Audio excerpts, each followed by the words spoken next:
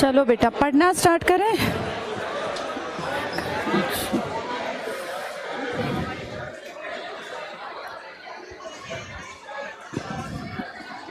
हो गया स्टार्ट। ये यहाँ से तो ऑन है, आवाज नहीं है। कल हम लोगों ने एक नया टॉपिक पढ़ना शुरू किया था, इंडस्ट्रियल डेवलपमेंट। एक ट्रिक बताया था तुम्हें मिल्स याद करने का। सबसे पहले कौन सा सन था? हरियाणा बनने से 10 साल पहले का सन। क्या लिखा था वो? 1956। फिर 1976, 77, 1985, 86, 1991, 2001, 2008 और 9। पहले का क्या ट्रिक था? पा और रो। पा का मतलब क्या था? पानीपत। 76, 77 में दो इकट्ठे बने थे, सोनीपत और करनाल। सोनीपत और करनाल ये चीनी की मिलें हैं। 85, 86 में नई शिक्षा नीति आई और बच्चे जीप में बैठ के कहाँ गए थे? शाहबाद में। और 1991 में दुनिया के लिए हमने कहा भाई हमारा देश खुला है, आओ बिजनेस को बढ़ाओ और हमारी चीज़ें भी बाहर जाएंगी। तो वो मह और के 2001 नई सदी थी, तो हमने खुशी में मिठाई बनाई और हमारी यहाँ फेमस है गोहाना की जलेबी। और बिल्कुल नया बना था असंध, जो कामकाज कौन देख रहा है? हैफेड जो कब बना? 1966 में 1 नवंबर। इस पा का मतलब पानीपत, रो का मतलब रोहतक, सोनीपत, करनाल। इस जी का मतलब जींद, प का मतलब पलवल और मह का मतलब महम, कै का मतलब कैथल। ये हमारी चीनी की मिल्स हैं। 2 शहरों को आप कहते हो शुगर सिटी, इनमें से एक तो रोहतक और एक पलवल। इन दोनों का नाम क्या है? शुगर सिटी बनाने के लिए गन्ना चाहिए। गन्ने का प्रोडक्शन सबसे ज्यादा यमुनानगर। यमुनानगर का कौन सा इलाका है इसमें? इसमें कोई सा भी यमुनानगर का इलाका नहीं है, क्योंकि सर्वाधिक गन्ने का प्रोडक्शन ज्यादा है। लेकिन ध्यान से देखो, इनमें से उसको स्पेशल नहीं कहा गया। असंध किसका पार्ट है? और शाहबाद कुरुक्षेत्र का। तो ये पूरी बेल्ट हमारी बहुत बढ़िया प्रोडक्शन करती है गन्ने का। ये हमने कल पढ़ा था। कल हमने लास्ट क्या पढ़ा था? शायद सेकंड पूरा होता, भिवानी पढ़ लिया था ना। पानीपत कंप्लीट हो गया था। Page number 132, 34। अगला जिला कौन सा दिया हुआ है? ठीक है, पेज नंबर निकाल के थोड़ी देर इसको छोड़ दो। पहले ध्यान से सुनो, समझो, फिर पढ़ेंगे। हेडिंग है यमुना नगर। बहुत ध्यान से सुन लेना, बहुत सारे क्वेश्चंस तो इसके बीच में से ही निकल आएंगे। हमारे यहाँ सबसे इम्पॉर्टेंट बड़ी नदी का नाम है यमुना। ये सिर्फ हमारे लिए इम्पोर्टेंट नहीं है, ये पूरे देश के लिए भी महत्वपूर्ण है, क्योंकि आपका देश टिका हुआ है गंगा नदी।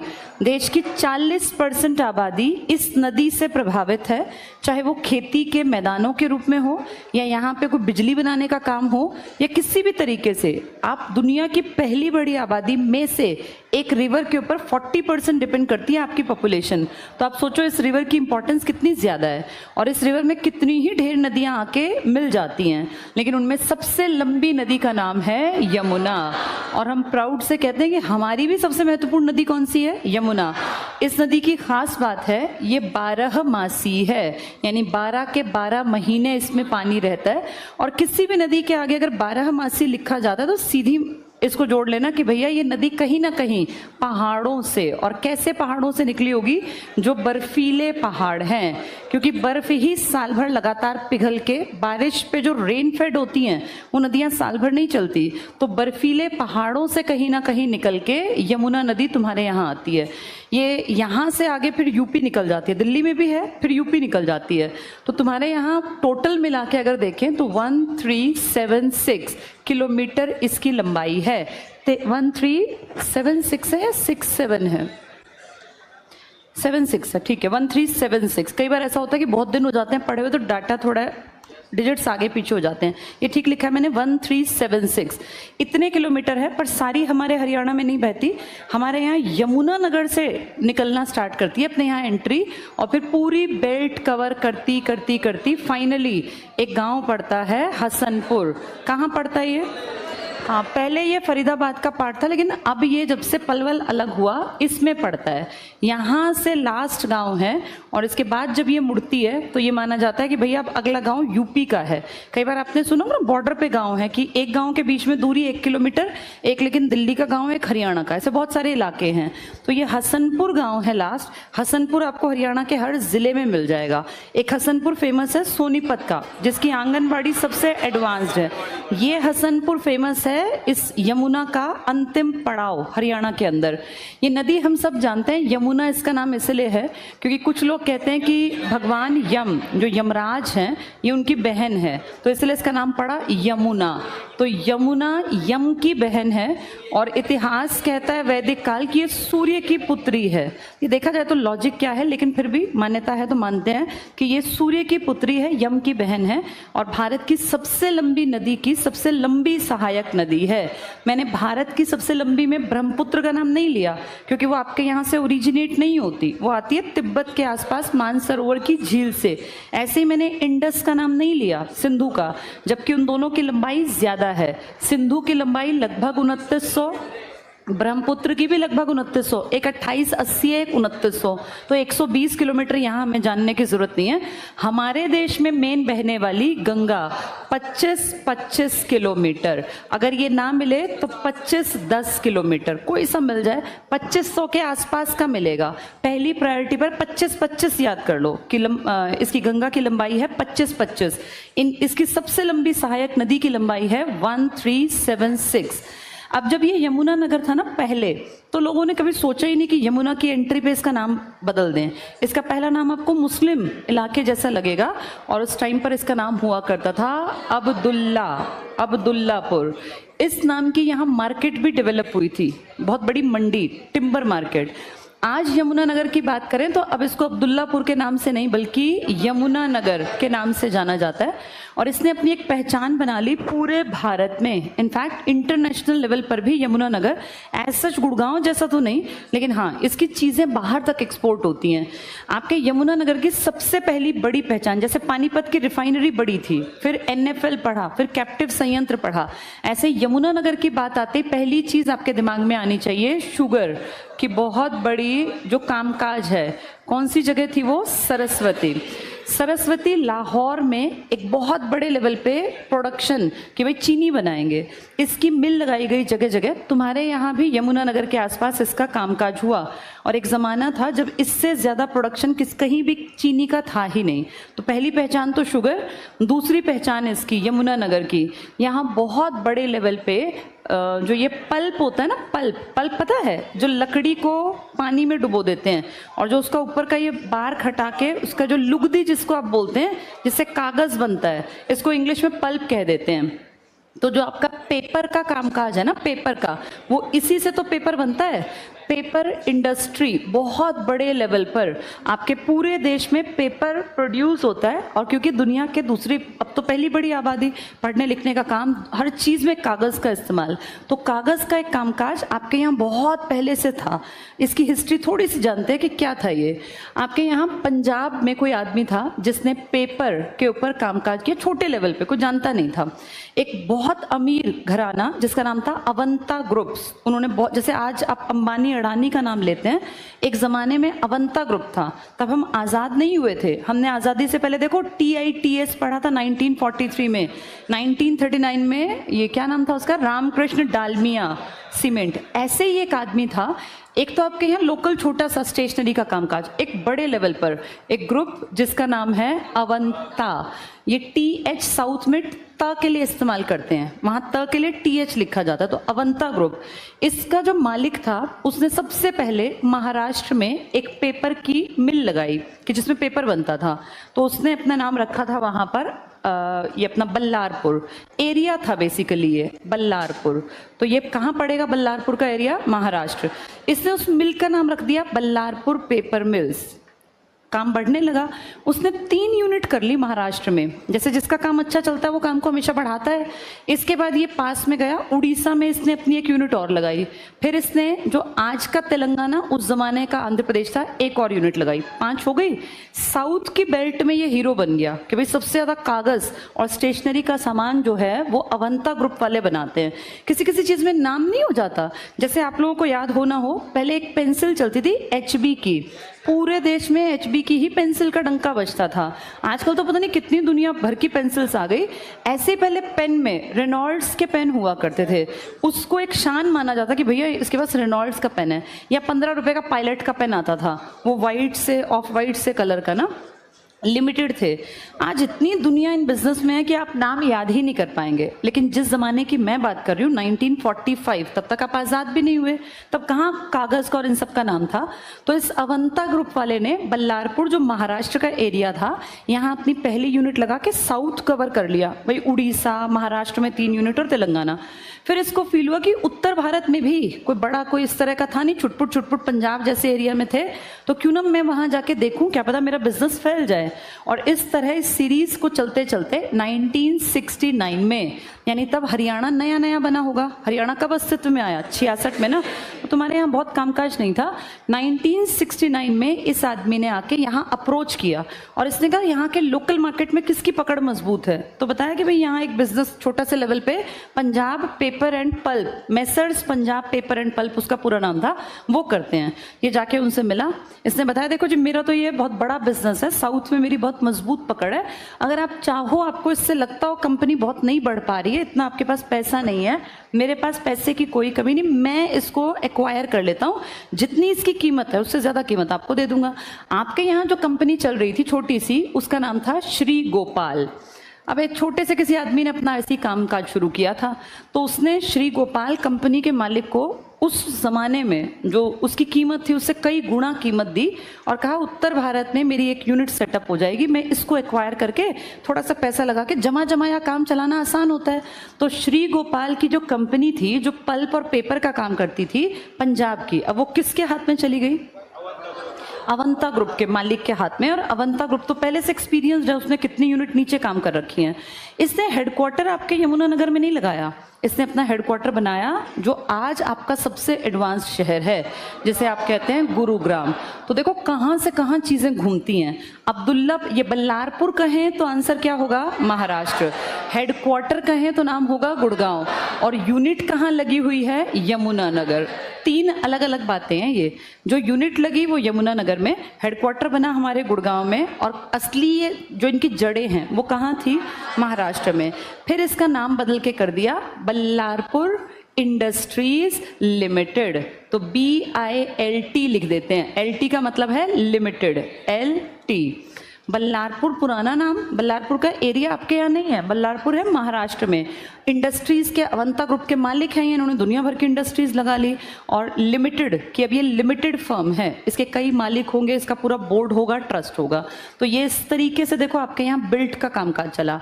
बहुत कॉमन शब्द है बिल्ट। अगर आप आज से 20-30 साल पुराने, जो लोग उस जमाने में 30 साल के थे, 35 साल के, आप नाम लेके बिल्ट के बारे में सुना है तो आप देखेंगे कि थोड़े से पढ़े लिखे आदमी ने बिल्ट का नाम जरूर सुना होगा हरियाणा में, क्योंकि बहुत बड़ा कामकाज इन्होंने अपना फैलाया था। इनकी हिस्ट्री समझ में आ गई? इस तरीके से बिल्ट इसको नाम मिला 1975 में। इन्होंने आके एक्वायर किया था सारा कामकाज 1969 में। इन्होंने अपना कामकाज शुरू किया था 1945 में। आपके यहाँ पंजाब में 1929 में छोटे से लेवल का एक कामकाज स्टार्ट हो गया था, लेकिन उसकी कोई आइडेंटिटी नहीं थी। जैसे आज के ज़माने में कितने गली मोहल्ले नुक्कड़ों में स्कूल चल रहे हैं, लेकिन कई बार ऐसा सुना होगा भी, जैसे सोनीपत में ही हुआ, ऑर्किड करके एक बहुत बड़ी फर्म है जिसने हरियाणा के जो थोड़े दबे हुए टाइप के स्कूल थे, अच्छी ज़मीन थी, ठीक ठाक बिल्डिंग थी, लेकिन स्ट्रेंथ नहीं थी, टीचर्स का अच्छा स्टाफ नहीं था, उन्होंने आके उनको एक तरह से एक्वायर कर लिया, पैसे दिए, और वहाँ फिर वो अब उनका नाम बदल के भाई फलां ग्रुप ऑफ इंस्टीट्यूशंस है। तो ऐसे ही इस ग्रुप ने किया। क्या ये समझ में आ गया? ठीक है, बल्लारपुर की कहानी क्लियर।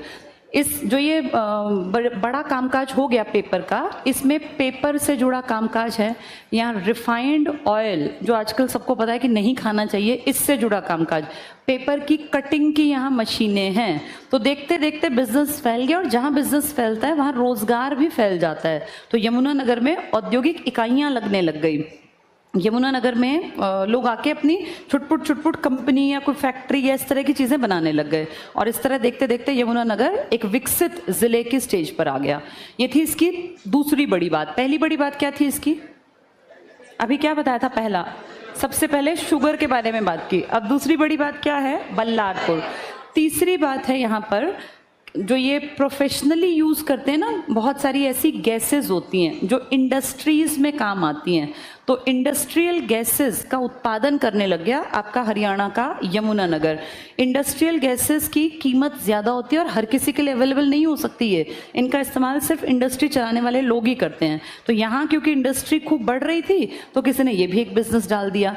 यहाँ पे क्योंकि बहुत सारा एरिया जंगल का है, हम सब जानते हैं यमुनानगर में हमारा बहुत बड़ा नेशनल पार्क है कलेसर। इनफैक्ट हरियाणा का सबसे बड़ा नेशनल पार्क, 2 ही पार्क है हमारे पास, या तो गुड़गांव वाला और या फिर ये। तो हमें दिखता है गुड़गांव की इतनी महंगी जमीन में बहुत सारा एरिया नेशनल पार्क को नहीं देंगे। तो जो ऐसा एरिया था कि जहाँ की कुछ लग ही नहीं सकता, वेटलैंड टाइप का एरिया, जहाँ कीकर ही कीकर थी, जो मिट्टी उपजाऊ नहीं थी, जहाँ की आसपास पिछड़ापन सा था, उसको बना दिया नेशनल पार्क। तो हमारा मेन नेशनल पार्क है कलेसर नेशनल पार्क। एक तो नेशनल पार्क है, उसके बिल्कुल साइड में ही वाइल्ड लाइफ सेंचुरी भी है। तो 2 बड़े जंगल हैं पूरे, और अगर आप यहाँ से कभी गुजरेंगे तो आपको फील होगा कि किसी पहाड़ी इलाके में गए हैं, लगेगा ही नहीं कि हरियाणा में जा रहे हैं। कलेसर में जहाँ जंगल है वहाँ पेड़ होंगे, और पेड़ कभी टूटते भी होंगे, गल भी जाते होंगे, सड़ भी जाते होंगे। यहाँ से लकड़ियों का बहुत कामकाज था। ये तो अब 20-30 साल से हो गया पेड़ नहीं काटना, अदरवाइज पहले पेड़ काटना कोई बुरी चीज़ थोड़ी ना मानी जाती थी। जब तक हमने पारिस्थितिकी तंत्र को बहुत खराब नहीं किया तब तक तो कोई भी कहीं से भी पेड़ काट लेता था। तो यहाँ बहुत पुरानी, कहते हैं 100 साल से भी ज़्यादा पहले से यहाँ टिम्बर मार्केट डेवलप हो गई थी, और 100 एकड़ के आसपास ये पूरा एरिया था जिसमें ढेरों लकड़ियाँ काट के लाई जाती, जो प्रोफेशनली इस्तेमाल के लिए अलग अलग राज्यों में भेजी जाती थी। तो हरियाणा की एक पहचान लकड़ी टिम्बर मार्केट हो गई, एक पहचान सरस्वती शुगर मिल का एक यूनिट जो मेन तो लाहौर में थी, एक पल्प पेपर मेसर्स पंजाब नाम के शब्द सुने तो कागज़ का नाम कर रहे हैं। कागज़ वालों ने आपके यहाँ की छोटी सी कंपनी को एक्वायर किया था, आपके यहाँ श्री गोपाल नाम से। मेन जो कामकाज था वो कहाँ था? महाराष्ट्र में, तेलंगाना में, उड़ीसा में। 3 महाराष्ट्र में थी, 1 उड़ीसा, 1 तेलंगाना। तब तेलंगाना आंध्र प्रदेश था। एक आपके यहाँ कैसी गैसेस यहाँ बनती हैं? इंडस्ट्रियल गैसेस, तो जो इंडस्ट्रीज में इस्तेमाल हो। आया समझ में थोड़ा बहुत? अब इसको थोड़ा सा, अच्छा एक चीज़ और बता दूं, यमुनानगर में एक एरिया पड़ता है जगाधरी, सुना होगा सबने। जगाधरी को कहते हैं छोटी पीतल नगरी। ब्रास असली तो मेन तो आपका रेवाड़ी में है, लेकिन छोटी पीतल नगरी। जब उत्तर भारत में रेलवे का जोन था तो इसको कहा भाई थोड़ा बहुत कामकाज जो है वो कैसे किया जाएगा। तो रेलवे जोन के कामकाज के लिए इसका मेन तो था अंबाला कैंट, जहाँ वो ट्रेन आके रुकती थी और सारा रीजनल काम था। लेकिन इन ट्रेनों की भाई मरम्मत करनी पड़ जाए, मालगाड़ी की या वैगन, 2 शब्द तुम्हें सुनने में आते होंगे, वैगन एंड कैरियज। ये 2 वर्ड्स हैं। इसका मतलब क्या है? वैगन का मतलब होता है जिसमें सवारी डिब्बा, जिसमें हम लोग बैठ के ट्रेवल करते हैं, तो सवारी डिब्बे को कहा जाता है वैगन। और कैरियज होता है जो क्या होता है? ये मालवाहक डिब्बे होते हैं ना। तो रेलवे काम करता है, कहीं कहीं पे वो सिर्फ वैगन का कामकाज करता है, कहीं कहीं पर सिर्फ कैरियज का, लेकिन अपने यहाँ दोनों हैं। तो हरियाणा के यमुनानगर के जगाधरी में एक वर्कशॉप डेवलप कर दी गई, जहां कोई भी प्रॉब्लम आने पर रेलवे की उत्तरी जोन की यहाँ ले आते उन डिब्बों को या उन इंजन्स को, और यहाँ डिब्बों को मिलनी, इंजन का कामकाज नहीं था, यहाँ आके उनको ठीक करते। 1952 में इसके ऊपर काम कर दिया। तब तक तो हरियाणा का नामो निशान भी नहीं था अलग से, तब ये काम हुआ। 1988-89 का जब बजट आया तो उस जमाने में आपके देश में, क्योंकि केंद्र सरकार कांग्रेस की एनिवर्सरी थी और कांग्रेस के एक आदमी के बर्थ की 100वीं एनिवर्सरी थी। आप सब जानते हैं पंडित जवाहरलाल नेहरू, 1989 में उनके 100 साल पूरे होते ना, तो इस टाइम पर सिंधिया परिवार, जो अब जाके बीजेपी में मिल गया है लड़का, ये पहले एक टाइम पर इनके अच्छे खास थे। तो सिंधिया, जो माधवराज सिंधिया, अगर तुमने सुना हो, कई साल पहले उनकी डेथ हुई, वो रेल मंत्री थे। तो उन्होंने सजेशन दिया कि भाई हमारे देश के जो सबसे पहले पीएम थे, 17 बार तिरंगा फहराने का रिकॉर्ड जिनके नाम है, पंडित नेहरू के नाम पे ट्रेन चलानी चाहिए। तो वो ट्रेन आप सबको पता है क्या नाम कहलाई थी? वो शताब्दी। और शताब्दी एक्सप्रेस अपने आप में उस जमाने में इसमें ट्रेवल करना मतलब आप एक अच्छी क्लास को बिलोंग करते हैं। इसकी रेल की जो टिकट थी, इसका ट्रेवलिंग का जो खर्चा था, वो लगभग प्लेन की टिकट के बराबर ही बताया जाता था कि इसमें ट्रेवल करना हर किसी के बस की बात नहीं थी। और जब ये चली थी तो उस जमाने में बहुत लोगों ने सरकार का मजाक उड़ाया था कि जब भारत में चीजें खाने तक को नहीं मिलती तो इतनी महंगी रेलगाड़ियों में ट्रेवल कौन करेगा। लेकिन आज देखो तुम, देश में इनमें रिजर्वेशन नहीं मिलता, ये भरी चलती हैं हर रूट पर। तो इसका मतलब उस टाइम की जरूरत दिख नहीं रही थी, लेकिन आने वाले टाइम की बड़ी जरूरत को पूरा किया शताब्दी एक्सप्रेस ने। इसमें अगर कोई गड़बड़ आ जाए तो इसको ठीक करने के लिए भी कहाँ लाया जाने लग गया? हमारे जगाधरी में जो स्टेशन था, ये लेट चली है, वो पहले से चल रही थी। तो ये 1952 से नॉर्मल ट्रेन का काम करता था। 88-89 के बाद इसने कौन सा कामकाज भी स्टार्ट कर दिया? शताब्दी एक्सप्रेस का। चलो थोड़ा सा इसको पढ़ते हैं, फिर अगले पे पहुंचेंगे। पेज नंबर 134 पर है यमुना नगर। पहले यमुना नदी लिख लो यहाँ, यमुना नगर के पास यमुना नदी, 1376 किलोमीटर, क्योंकि इसका नाम ही उसके नाम से स्टार्ट होता है, 1376। एक आइडिया रखना होता है, इनकेस आ जाए तो हम ठीक ठाक टिक कर दें। 1376 किलोमीटर। पढ़ो अब आगे। औद्योगिक रूप से विकसित है हरियाणा का ये जिला। इसमें लघु, लघु मतलब छोटे, मध्यम मतलब जो मिडिल वाले वो होते हैं, और बड़ी इकाइयां, चेक करना क्या क्या बनता है। चीनी, मशीन के कल पुर्जे, शराब, शराब का जो बिजनेस है ना, इसको डिस्टिलरी भी कहा जाता है, जहां ये बनती और तैयार होती है, डिस्टिलरी। ये लिख लो यहाँ, डिस्टिलरी का बहुत बड़ा कामकाज है यहाँ। अब तो जगह जगह डिस्टिलरी का कामकाज है, पर पहले बड़े लेवल पर यमुना नगर में था। ठीक है, डिस्टिलरी, शराब का। आगे पढ़ना। इन इकाइयों द्वारा उत्पादित वस्तुओं का निर्यात करते हैं, विदेशों में भेजते हैं यहाँ बने सामान को, इन मशीनों में बने सामान को। जर्मनी हो गया, जिम्बाब्वे हो गया, सबको पता होगा जिम्बाब्वे कहाँ है? साउथ अफ्रीका में, दक्षिण अफ्रीका में। नेपाल पड़ोस में, Dubai, Syria, UAE, Sri Lanka, Kenya, रूस, दक्षिण अफ्रीका, यानी पूरे धरती के अलग अलग देशों में हमारे कहाँ के बने सामान का निर्यात होता है? यमुनानगर। नेक्स्ट पढ़ो। यमुनानगर को पेपर सिटी, कागज नगर के नाम से भी जाना जाता है। पेपर का असली कामकाज कहाँ से उठ के आया था? हाँ, बल्लारपुर। कहाँ पड़ेगा? महाराष्ट्र। कौन से ग्रुप का पैसा है इसमें? अवंता। कितनी यूनिट लगा रखी है? 6 यूनिट लगा रखी हैं। आपके यहाँ जो 3 तो महाराष्ट्र में, 1 उड़ीसा में, 4 हो गई, 5वीं तेलंगाना और 6ठी तुम्हारे यहाँ। पढ़ो ये। बल्लारपुर पेपर मिल लिखा है बिल्ट, बल्लारपुर पेपर मिल 1929 में। ये 1929 वाली आपकी है छोटी सी, या ये महाराष्ट्र वाली है? नहीं, महाराष्ट्र की तो 45 की है, ये तुम्हारे वाली है, जिसका नाम क्या था पहले? श्री गोपाल। पेपर का कामकाज ये टिक कर लो। 1929 में इस मिल की स्थापना मैसर्स पंजाब पल्प, तब तो ये हमारे नाम से तो ऊपर छोटी सी नहीं बनाई थी एक आदमी ने, Messrs Punjab pulp and paper mill Abdullapur limited. ये यमुनानगर का पुराना नाम अब्दुल्लापुर क्यों है, समझ में आया? इसका नाम पहले ऐसे ही था, तो जितने उद्योग धंधे लगते उनके नाम में भी था, के नाम से हुई। यहाँ से काम नहीं चलेगा, इसको पूरी डिटेल में लिख लो। पीछे देखो मैप मिलेगा, मैप के पास खूब जगह खाली है, वहां हेडिंग डाल दो। इसके आगे भी मैप है, इससे पीछे भी मैप है 2 पेजेस पर।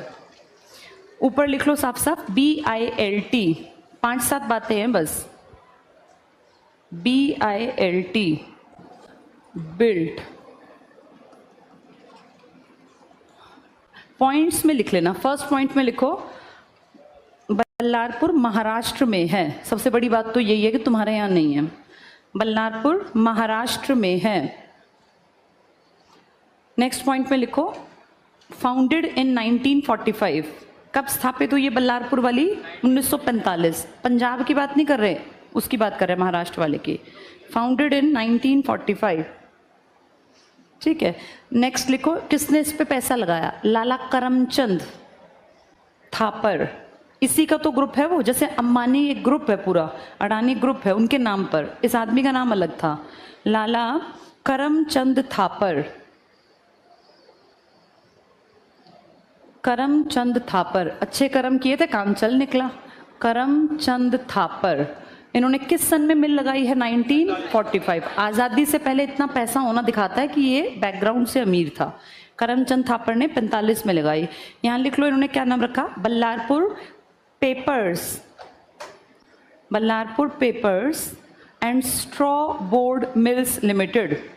Ballarpur papers and straw, pipe वगैरह टाइप की चीजें, स्ट्रॉ बोर्ड मिल्स लिमिटेड। ये बेसिकली छोटे छोटे स्टेशनरी से जुड़े सामान बनाता था। Ballarpur papers straw board mills limited, bracket में लिखना पेपर प्लस स्टेशनरी, जैसे पेंसिल बना दी, रबर बना दी, पेन बना दिया, ये काम था इसका, पेपर प्लस स्टेशनरी। अब अपने बारे में लिखो, नेक्स्ट पॉइंट में लिखो 1969। 1969 श्री गोपाल पेपर्स मिल, श्री गोपाल पेपर्स मिल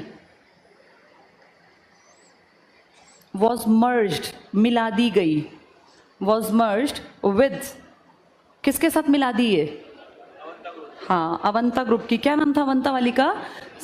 क्या लिखा था? Ballarpur papers and straw board mills limited. ये लिख लो 1969 Shri Gopal paper mills limited Yamunanagar मिला दी गई,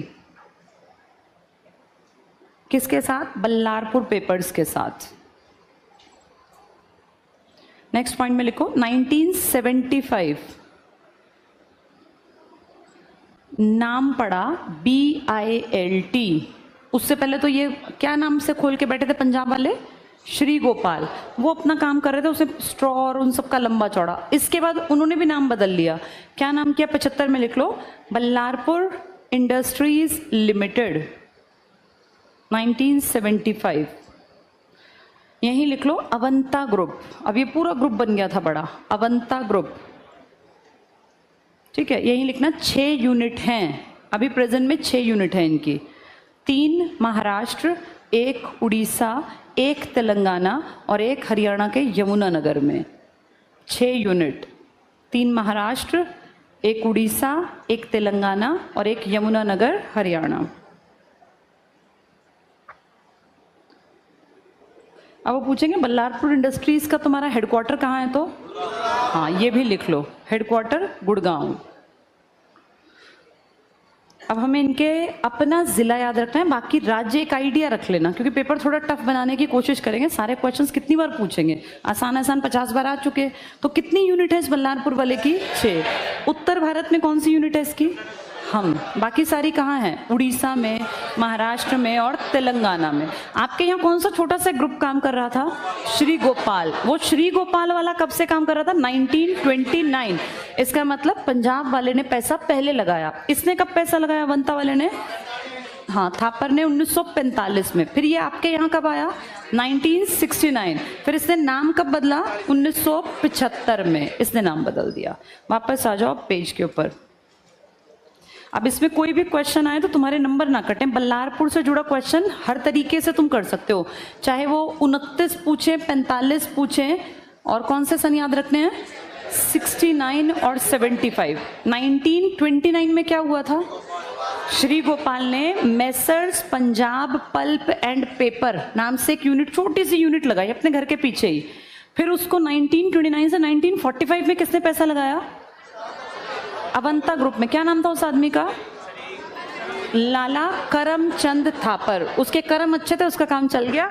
उसने पहली यूनिट कहाँ लगाई थी? अब्दुल्लापुर में। अब्दुल्लापुर नहीं, सॉरी, क्या नाम है? बल्लारपुर। कहाँ है बल्लारपुर? महाराष्ट्र। फिर उसने महाराष्ट्र में काम बढ़ा के कितनी यूनिट बनाए? 3। फिर वो गया उड़ीसा, फिर तेलंगाना, और फिर कहाँ आया? हरियाणा। हरियाणा में वो कब आया? 1969।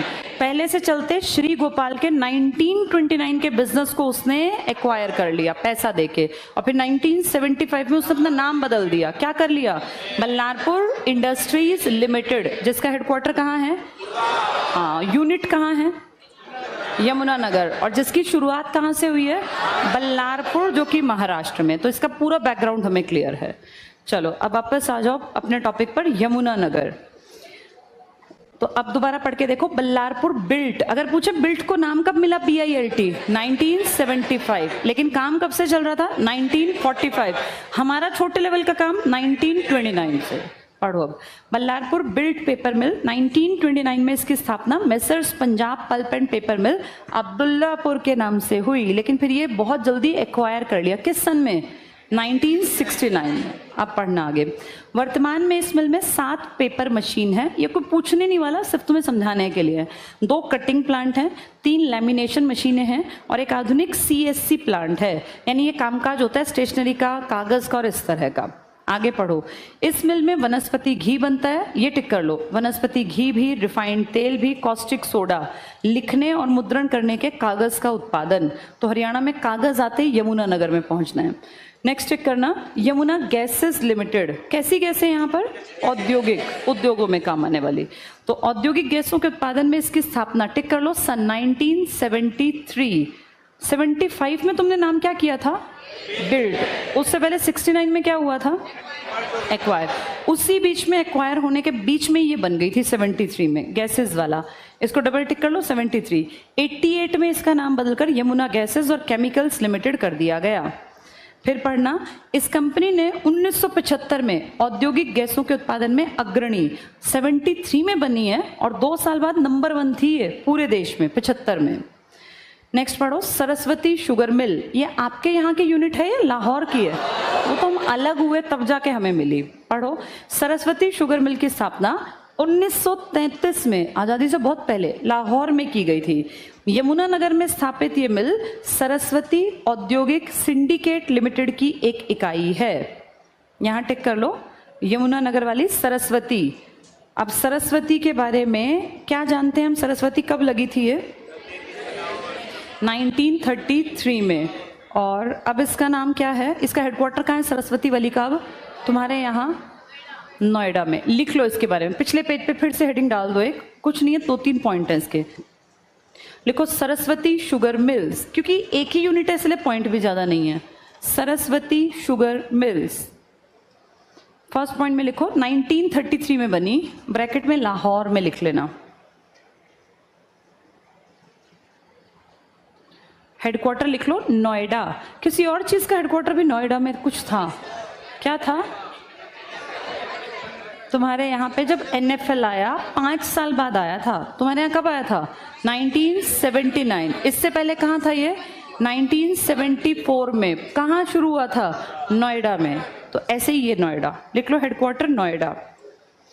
अब इसको लाहौर तो नहीं देखता होगा, क्योंकि कामकाज मेन शुरू किसने किया था? लाहौर की बेल्ट में, वो चला गया पाकिस्तान। तो अब ये किसको सौंप दिया वो लिख लो। लिखो अब India sugar and general engineering corporation. India sugar,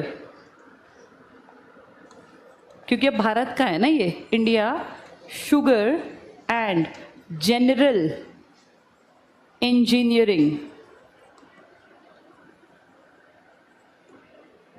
corporation ये देखती है। तो सरस्वती शुगर मिल अब लाहौर से संबंधित नहीं है, अब उसको देख रही है ISG और बीच में एक और भी है EC, इंजीनियरिंग कॉरपोरेशन। ये हो गया। ऐसे भी जानबूझ के फंसा देंगे। हेफेड वाली अलग से याद करनी है, कौन सी है? असंध। बाकी सबको देखता है चीनी मिल प्रसंग, बनाया था ना हमने अपनी चीनी। और पूछ लेंगे सरस्वती शुगर मिल को कौन संभालता है? तो इसको संभालता है ISGEC। I का मतलब इंडिया, S का मतलब sugar, G general engineering corporation. तो 3 अलग अलग बातें हैं। असंध वाली अलग के हाथ में, पुरानी सरस्वती वाली का अलग मैनेजमेंट है, और पूरे हरियाणा की चीनी मिलों को संभालता है अलग प्रसंग। चलो वापस आ जाते हैं चीनी मिल पर। तो 1933 में लाहौर, ये पढ़ लिया हमने। मिल की स्थापना सरस्वती। नेक्स्ट पढ़ो, इस चीनी मिल को देश की पुरानी 410 चीनी मिलों में से सर्वाधिक, टिक कर लो ये, सर्वाधिक गन्ना पिराई की क्षमता, सबसे ज्यादा इसने गन्ने का इस्तेमाल करके चीनी बनाई थी, उसके लिए इसको अवार्ड भी मिला था। नेक्स्ट टिक करना, railway carriage and wagon workshop. बताओ कैरेज किसका डिब्बा होता है, वेगन किसका होता है? हाँ, एक में सामान और एक में इंसान बैठ के जाते हैं, वो एक साथ ही कर दिया। कैरेज एंड वेगन की स्थापना 1952, इसका सन पूछ लेते हैं बहुत बार, 1952। 50 में एक कंपनी ने साइकिल बनानी स्टार्ट की थी, एटलस। तब तक हरियाणा अलग नहीं था, 52 में ये शुरू हो गया। टिक कर लो 52 में, बस पढ़ो इसको आगे। 3 coaching stock unit, 9 goods stock unit. तो कोचिंग वाला मतलब जिसमें एक कोच बनेगी बैठने की, और गुड्स मतलब वो सामान वाली। प्रतिदिन मरम्मत, टिक कर लो, मरम्मत करने की न्यूनतम सुविधाओं के साथ जगाधरी में। नॉर्दर्न रेलवे का था ये, लिख लेना, उत्तर रेलवे का। नेक्स्ट टिक करो, भारतीय रेलवे के अस्तित्व में आने के बाद ये वर्कशॉप उत्तर, दिया ही था वैसे, उत्तर रेलवे के एक भाग के रूप में काम कर रही है। भारतीय रेलवे का एकमात्र वर्कशॉप है जहां शताब्दी एक्सप्रेस कब चलनी स्टार्ट हुई थी, ये कब, 1988-89, लिख लो यहाँ। 100 ईयर्स पूरे हुए थे किसके बर्थ के? हाँ, तो ये पूरा साल फिर खुशी मनाई कि भैया हमारे देश के पहले पीएम की जन्म शताब्दी है, 100 साल हो गए। 1988 से 89 के बीच में पूरा साल मनाते हैं ना, जैसे अमृत महोत्सव नहीं मोदी जी ने पूरा साल मनवाया था, ऐसे ही है। नेक्स्ट है टिम्बर मार्केट। टिम्बर मतलब लकड़ी, लकड़ियों का, इतनी लकड़ियां कैसे आई यहाँ, जंगल का एरिया, बहुत बड़ा एरिया। चेक करो, टिम्बर, लकड़ी का बाजार। 1947 से पहले ये लकड़ी मंडल अब्दुल्लापुर के नाम से प्रसिद्ध था। यमुनानगर का पुराना नाम भी क्या था? अब्दुल्लापुर। लगभग 100 एकड़ में विस्तृत इस मंडी में सागवान, पेड़ों के नाम टिक कर लो, सागवान का, शीशम का, कीकर का, चीड़, सफेदा और आदि लकड़ियों का व्यापार। आपके पूरे हरियाणा में एक सिर्फ सिंदूर का पेड़ मिलता है एक जगह, और वो कलेसर है नेशनल पार्क। सिंदूर पता है ना, वो लाल सा जो होता है, उसकी पत्तियां, फ्लावर निकलता है इसका, उस फ्लावर को पीस लेते हैं, उससे वो सिंदूर जो सिर में नहीं लगाते सिंदूर, वही वाला। यहाँ लिख लो, लिखो कलेसर में सिंदूर का पौधा। तो पूरे हरियाणा में सिंदूर का पौधा सिर्फ कलेसर नेशनल पार्क में है। इस कलेसर के ही कारण यहाँ बहुत पहले से टिम्बर मार्केट था, जिसका नाम क्या था पहले? अब्दुल्लापुर, क्योंकि पहले इसका नाम भी अब्दुल्लापुर था। नेक्स्ट पे आ जाओ, सिरसा। सिरसा किस चीज में नंबर 1 था? एरिया में, गाय में, फल में, सब्जी में, है ना, कई चीजों में नंबर 1। किस चीज में कम था सिरसा? टोटल प्रति वर्ग किलोमीटर में जितने आदमी रहते हैं कितने थे? सबसे कम थे। सबसे ज्यादा कितने थे? ये कहाँ थे? ये थे फरीदाबाद में। सेकंड नंबर पे था गुड़गांव, जिसमें 1206 या 4 के आसपास था, आधा हो गया था लगभग, वो 2400, ये 1200, ये सबसे कम था। सिरसा में उद्योग धंधे किस चीज पर आधारित लगाना आसान है बताओ? अगर गेहूं में नंबर 1 बता रहे हैं, सब्जी में, फल में, तो किस चीज के उद्योग धंधे लगेंगे? कृषि आधारित। पहले यहाँ ज्यादा इकाइयां नहीं थी, लेकिन धीरे धीरे करके यहाँ ढेर बिजनेस यहाँ भी स्टार्ट हो गया। बाकी ऐसा नहीं है जैसा कि सोनीपत का एरिया या जो भी हम पढ़ रहे थे यमुनानगर, पर ठीक है, इसमें भी प्रोडक्शन अच्छा है हर चीज का। सिरसा टिक करो। 1975 में इस जिले का गठन, बताओ इसकी कौन सी डेट चलेगी? एक 1 सितंबर और एक 26 अगस्त, दोनों नहीं देंगे वरना बच्चे फिर केस कर देंगे। लिख लो यहाँ, 1 सितंबर 1975 और 26 अगस्त 1975। अगर फिर भी मूर्ख कोई पेपर डिजाइन करे तो पहली प्रायोरिटी 1 सितंबर रखना, क्योंकि गूगल पे हर जगह तुम सर्च करोगे 1 सितंबर मिलेगा। ठीक है, पढ़ो अब। 1975 में गठन के समय, बस पढ़ेंगे सिर्फ इसको, 483 लघु औद्योगिक इकाइयां, 2 मध्यम, 1 बड़ी थी। वर्तमान में सिरसा में 6000 से ज्यादा इकाइयां हैं। अंडरलाइन करना, जिले में कृषि आधारित उद्योगों हेतु काफी संभावना है। क्यों कृषि की संभावना ज्यादा क्यों है? क्योंकि गेहूं में, फल में, सब्जी में, लिख लो ये बात, जहां जो होगा वैसा ही बिजनेस चलेगा ना। गेहूं, फल, सब्जी में फर्स्ट है ये, इसलिए यहां कामकाज ज्यादा है इस चीज का। इसके बाद आ जाओ अंबाला। अंबाला को थोड़ा सा पहले सुनना और समझना पड़ेगा, क्योंकि कामकाज अच्छा है अंबाला में। ये पंचकुला कब बना था? 15 अगस्त 1995। इससे पहले ये किसका पार्ट था? अंबाला का। आज पंचकुला की जो खासियत है, एक जमाने में किसकी खासियत थी? अंबाला। और अंबाला हरियाणा नहीं, देश में नाम था इसका। एक तो सबसे पहला कारण अंबाला के फेमस होने का, क्या बनती थी यहाँ? हाँ, बहुत सारे मिक्सर, ग्राइंडर और जूसर ये बनते थे यहाँ। मिक्सी सिटी कहलाया। ये तो फिर भी थोड़ा छोटा था, क्योंकि मिक्सी जो थी वो बहुत सारे घरों में इस्तेमाल लेटर स्टेज में हुई, लेकिन इसकी सबसे बड़ी पहचान थी उस जमाने में HMT, हिंदुस्तान मशीन टूल्स। इसकी कहानी आपने सुनी होगी, पर फिर भी एक बार फिर जान लो, ताकि अब मैं अगले साल तक दोबारा नहीं पढ़ाऊंगी ये। इस साल इतना ढंग से पढ़ लेना कि जितने पेपर उनमें तुम्हें ये सब बातें याद रहे। HMT हिंदुस्तान मशीन टूल्स है, और 2 चीज़ों में इन्होंने अपना काम धंधा जमाया था। एक तो वॉचेस में, घड़ियों में बहुत बड़े लेवल पर, और एक इनके फेमस थे ट्रैक्टर। आज ट्रैक्टर का नाम आते तुम्हें फरीदाबाद याद आता है ना, एस्कॉर्ट्स, आइसर, लेकिन हमेशा से एस्कॉर्ट्स नहीं था वो भी 60s में, नो डाउट 61 में आ गया था, लेकिन इनका नाम बहुत पहले से बड़ा था। HMT के ट्रैक्टर और HMT की घड़ियां, ये जिस जमाने में स्टार्ट हुए ना, उस टाइम पे नेहरू तुम्हारे PM थे। तो बहुत सारे लोगों ने कहा ये घड़ी वड़ी कौन बांधेगा इंडिया में, घड़ी की क्या कीमत, क्योंकि यहाँ कोई भाई खेती करने वाले आदमी को आधा घंटा पहले और आधा घंटा बाद में करना क्या है। वो 4:30 उठे और 4:40 पे उठे, ज्यादा फर्क थोड़ी ना पड़ना, या 4:20 पे उठ जाए। लेकिन कामकाजी आदमी जो नौकरी पेश है, उसके लिए 1-1 मिनट कीमती होता है, जिसने ट्रेन पकड़नी है, बस पकड़नी है। तो लोगों ने मजाक उड़ाया इंडिया ये क्या करेंगे, यहाँ खोल भी कहाँ रहे हैं, हरियाणा, जहाँ लोगों को कोई मतलब ही नहीं है घड़ी से। तब उन्होंने कहा था कि नहीं, लोगों को पंचुअल बनाने के लिए बहुत आगे जाके इस चीज़ की इंपॉर्टेंस तुम्हें समझ में आएगी कि घड़ी के बिना जिंदगी में पंचुअलिटी नहीं आती। तब लोग हंसे थे, लेकिन नेहरू की ये बात आज सच में देखो कितनी कीमती है। तुम हर आधा घंटा नहीं पकड़ते, तुम टाइम देखते रहते हो। टाइम देखना इंसान की फितरत बन गई। तुम रात में सोओगे ना, रात में तुम्हारी आंख खुल गई, तब भी सबसे पहले तुम वो अपना मोबाइल में देखो कौन सा टाइम क्या हुआ है। तो अब देखो ये कितनी आदत पड़ गई, जो उस जमाने में लग रहा था कि टाइम की ज़रूरत क्या है जानने की, अंदाजे से टाइम का उससे काम चल जाता है। जब इस फील्ड में सबसे पहले घड़ियां बनाई गई, तो घड़ियां इनकी पुराने ज़माने की पहली घड़ियां थी, पर उस टाइम तो वो सारी एडवांस थी ना, तो बहुत जल्दी पढ़े लिखे लोगों में फेमस हो गई। उसमें वो चाबी भरने वाला सिस्टम था, ऐसे बाहर को खींच के चाबी भरते थे।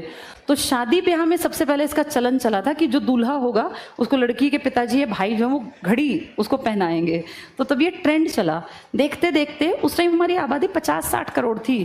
कहते हैं करोड़ इतनी बड़ी आबादी पे घड़ियां अगर हर दूसरा तीसरा आदमी पहनने लग जाए तो फिर कई करोड़ घड़ियां बनानी पड़ेंगी, इसका मतलब बिजनेस अच्छा होगा।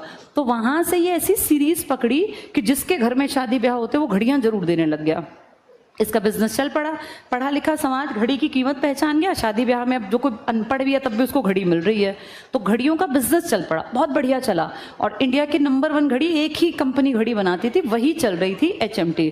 सब ठीक ठाक था। 1970s और 80s में जितने शादी ब्याह हुए होंगे ना, यानी मेरे फादर की शादी के, मतलब तुम ये लगा लो तुमसे और 40 साल बड़े, अब मेरे फादर 68 के हैं, उस जमाने में जितने शादी ब्याह थे सबको HMT की घड़ी मिलती थी। और HMT का सारा कामकाज कहाँ था? हमारे अंबाला। तब तक पंचकुला नहीं बना था। इन घड़ियों को टक्कर दी टाटा इंडस्ट्रीज आ गई। टाटा तो बहुत बड़ा नाम है, आज टाटा देखो कितना बड़ा नाम है। टाटा ने इनको टक्कर दी और टाटा ने कहा हम भी घड़ियों के फील्ड में आएंगे, लेकिन वो लेट आए, वो आए 1980s में। तब तक इनको काम करते करते 10, 20, 30 साल बढ़िया निकल गए थे। 10 साल 15 साल तो उन्होंने बहुत राज किया अकेलों ने। फिर टाटा ने कहा हम भी अपना ब्रांड लेकर आएंगे। कौन सा? टाइटन। टाइटन आज भी जिंदा है, आज भी चल रही हैं टाइटन वॉचेस। ये लेट आई थी, HMT पहले आ गई। HMT को बहुत कहा लोगों ने कि आपकी घड़ियां ना आउट ऑफ ट्रेंड जाएंगी, क्योंकि ये नई टेक्नोलॉजी पे घड़ियां ला रहे हैं। HMT अपनी बातों को अनसुना करती रही, और जिसने समय पे सही डिसीजन नहीं लिया वो गायब हो जाता है। आज HMT मार्केट से गायब है। टाइटन आई, टाइटन ने देखा कि यार ये घड़ी ऐसे चाबी भरना वरना बड़ा मुश्किल काम है। उन्होंने उसको कुछ आसान बनाया। आदमी ना आसान चीज को जल्दी कैच करता है और उसको अच्छा भी लगता है। अब तुम्हारे मोबाइल में टाइम है तो तुम देखो घड़ियां नहीं बांधते, कोई स्टाइल मारने के लिए बांधे, लेकिन बाकी घड़ी कोई जरूरत नहीं है अब। एक जमाने में मोबाइल क्यों एकदम उठते ही सीधे ऑन किया, लाइट के साथ टाइम दिख गया। पहले क्या था, घड़ी तुम उठा के रात में पहले लाइट जलाओगे, फिर देखोगे 2:30 बजे है। अब तुमने एक साइड से बटन दबाया, लाइट जली, 2:30 बज गए, पता चल गया। तो टाइटन ने कहा कि हम ना तकनीक बदलेंगे और इस HMT को मार्केट से गायब करेंगे, हम यहाँ राज करेंगे। ऐसा ही हुआ। टाइटन धीरे धीरे लोगों की फेवरेट बन गई। लेकिन फिर जब ये 1991 में विदेशी आने लग गए, तो आप जानते हैं आज इंडिया में जो थोड़ा सा भी अफोर्ड कर सकता है कि भाई 50,000 या 60,000 या लाख, 1.5 लाख, 2 लाख, फिर तो कोई रेंज है ही नहीं। वो बेहतरीन घड़ियां लाखों लाखों रुपए की मिलती हैं। लेकिन हम अपनी बात करें तो हमारे यहाँ बस 2 ही घड़ियां चली थी, या तो HMT की या तो टाइटन की। दूसरी चीज़ है ट्रैक्टर। ये भी इन्होंने बहुत बढ़िया चला है। एचएमटी का ट्रैक्टर खड़े होने का मतलब था कि आपका घर बहुत तगड़ा घर है। ट्रैक्टर ज्यादा कहाँ बिकेंगे, या तो पंजाब में, या तो हरियाणा में, या तो यूपी में, इनमें बिकेंगे ना। तो हमारे यहाँ ट्रैक्टर खूब बिका, इसका एचएमटी का ट्रैक्टर। लेकिन समय के साथ साथ फिर वो हर नंदा और यूडी नंदा, नंदा अमीरों का परिवार था, इन्होंने अपनी यूनिट कहाँ बना दी, फरीदाबाद में। फिर ये कंपटीशन में उतरे, इनका फार्म ट्रैक जो था एचएमटी के ट्रैक्टर पे धीरे धीरे भारी पड़ने लगा, और आज आप जानते हैं एचएमटी के ट्रैक्टर हैं ही नहीं। अब तो ये बंद पड़ी है यूनिट कितने दिनों से। 2016 के बाद तो इसमें कुछ भी नहीं हुआ। 8 साल 7 साल से तो कुछ भी, यहाँ कोई भी आदमी नहीं रहता, ताला जड़ा हुआ, बिल्कुल जंग लगा गेट है। और आपको देख के लगेगा कि कभी इसने भारत पे राज किया था 2 फील्ड में। किस किस में, एक घड़ियों में और एक ट्रैक्टर में। तो अंबाला की पहचान था हिंदुस्तान मशीन टूल, सरकारी कामकाज था। आज अगर देखें तो ये पंचकुला का पार्ट है, लेकिन मिक्सी, मिक्सर, ग्राइंडर, जूसर, ये आज भी किसके नाम से, अंबाला, मिक्सी सिटी। इसके अलावा इलेक्ट्रॉनिक जितना सामान बनता है, इसमें भी बड़े लेवल पर यहाँ से सामान विदेशों में एक्सपोर्ट किया जाता है। कहीं लिखते हैं 20%, कहीं लिखते हैं 35%, मतलब एक अच्छा प्रतिशत है। हर साल यहाँ बनने वाले सामान को आप विदेशों तक भेजते हैं। क्वालिटी अच्छी होगी तो ही विदेशी मंगवाएगा, वरना नहीं मंगवाएगा। अंबाला में सेकेंड वर्ल्ड वॉर से पहले एक बिजनेस बहुत चलता था शीशे का। जो शीशा होता है ना, जगह जगह ये विंडो पेन्स वगैरह में काम आता है, खिड़कियों में नहीं देखा शीशा लगा होता है। सेकेंड वर्ल्ड वॉर से पहले शीशे का बड़ा कामकाज किस जिले में था, हाँ, लेकिन फिर बाद में आज़ादी के बाद इस पर ज़्यादा कामकाज नहीं हुआ। चलो पढ़ लेते हैं अंबाला। अंबाला देखने में 2 पॉइंट है पर काम का है ये। पहला पॉइंट देखो, हरियाणा का ये जिला दरी, इंजीनियरिंग वस्तुओं, इसको टिक कर लो, इंजीनियरिंग सामान, ठीक है। दरी आती है तो दिमाग में नंबर 1 कौन है, पानीपत, इसलिए दरी की इंपॉर्टेंस नहीं है। तो इंजीनियरिंग वस्तुओं के निर्माण, गैस स्टोव, अगली लाइन टिक करना, मिक्सी कम ग्राइंडर, सबके घरों में है मिक्सर, जूसर, ग्राइंडर, सब। मिक्सी तो हर घर में इस्तेमाल, क्योंकि बेसिक जरूरत बन गई, तो वो अंबाला से बनी। वैज्ञानिक उपकरण टिक कर लो, इनके लिए प्रसिद्ध है। देश से होने वाले वैज्ञानिक उपकरणों के निर्यात का अकेले 20%, डबल टिक करना, 20% भाग अंबाला की लघु स्तरीय औद्योगिक इकाइयां। यहाँ अपने आप लिखो, सेकेंड वर्ल्ड वॉर से पहले शीशे के उद्योग के लिए प्रसिद्ध था।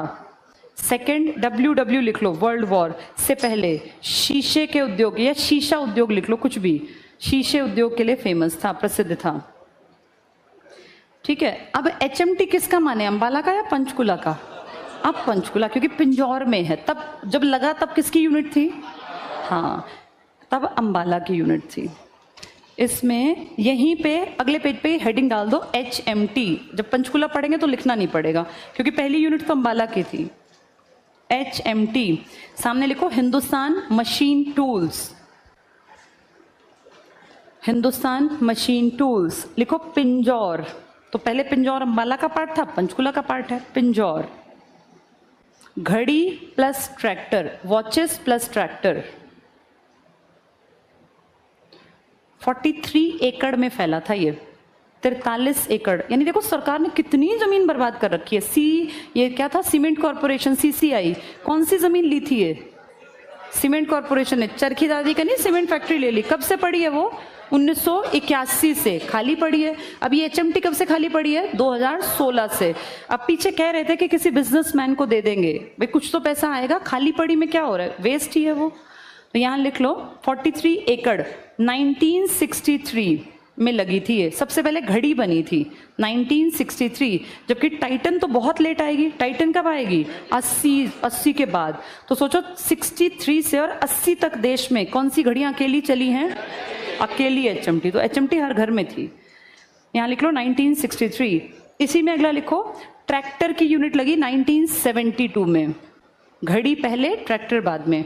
ट्रैक्टर की यूनिट 1972। तुम्हारी वो यमुना गैसेस कब बनी थी, 73 में। तो इसका मतलब ये सब कामकाज चल रहा था तब, डेवलपमेंट का, ठीक है। यहीं लिख लो 2016 से बंद।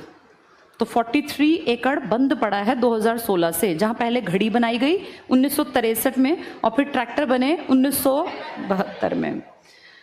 इसके बाद इसी में अगला पॉइंट लिखो, अच्छा, HMT जो बनी थी, तकनीक किसी से हमने जरूर ली होगी, हम तकनीक तो लेते थे ना। जैसे हमने सुजुकी किससे देखी थी? जापान।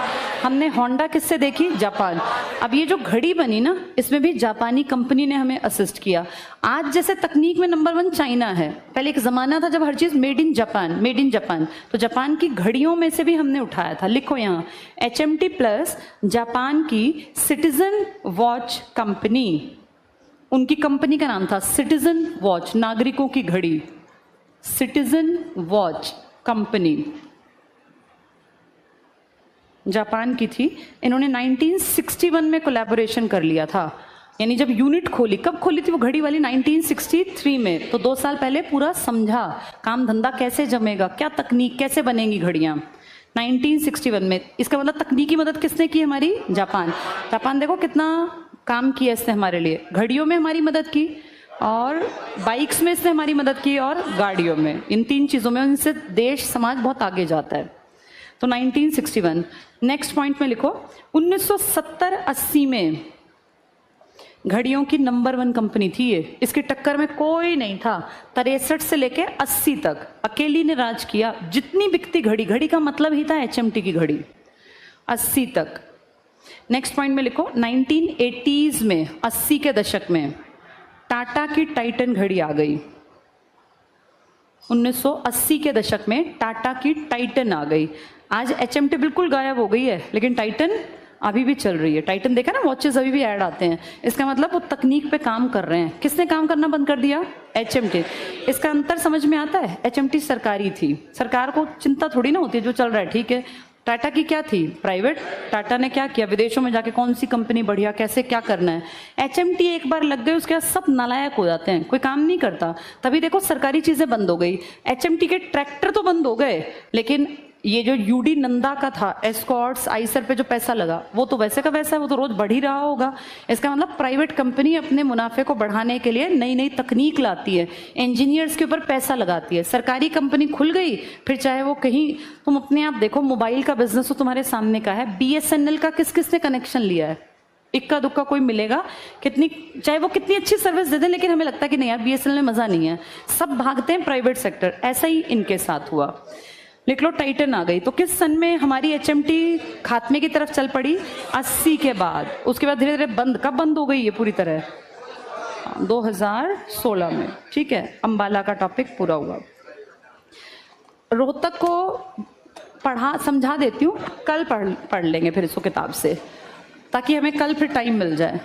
क्या लिखा है अगला टॉपिक? रोहतक।